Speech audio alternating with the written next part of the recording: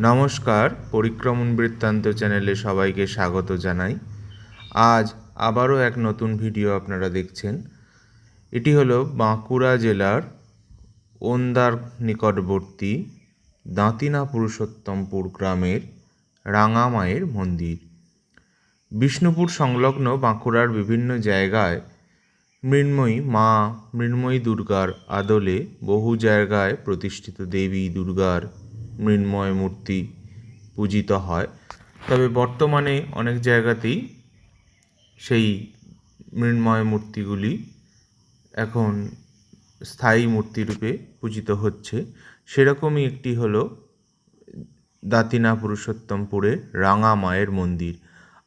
অঙ্গর আগে মায়ের বিগ্রহ ছিল রক্তবর্ণ, তাই লাল মা বা রাঙা মা নামে মা আগে পরিচিত ছিলেন। কিন্তু বর্তমানে অঙ্গরাগের কারণে হরিদ্রবর্ণ বা হলুদ রঙের দেবী বিগ্রহ হয়ে গেছে, তাই রাঙা মা নামটি এখানে প্রথমে শুনলে আশ্চর্য লাগে। যাই হোক, এখানে মায়ের আজও মৃন্ময় বিগ্রহতেই পূজা হয় এবং মায়ের সঙ্গে লক্ষ্মী, সরস্বতী, কার্তিক, গণেশ, উপরে ভূতনাথ মহাদেব এবং সখীগণ সহ মা দশভুজা মহিষাসুরমর্দিনী দুর্গা পূজিত হচ্ছেন।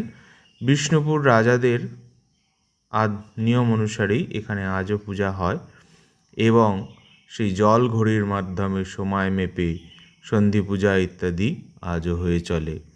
এই মন্দিরটি ভারী সুন্দর, একটি চাতাল এবং নাট মন্দির সহ এখানে বিদ্যমান। এখানে গ্রামের মানুষ এখানে এসে পুজো দেন বা গ্রামের মানুষের কাছে এটি আশা আকাঙ্ক্ষার একটি জায়গা। এরকম একটি প্রত্যন্ত এলাকায় এমন সুন্দর একটি মন্দির সত্যি দর্শনীয়।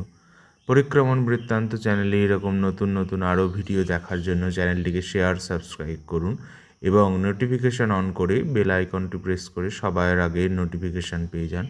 সবাই ভালো থাকুন। আবার নতুন কোনো ভিডিও নিয়ে আবার আপনাদের কাছে দেখা হবে। জয় রাঙা মা।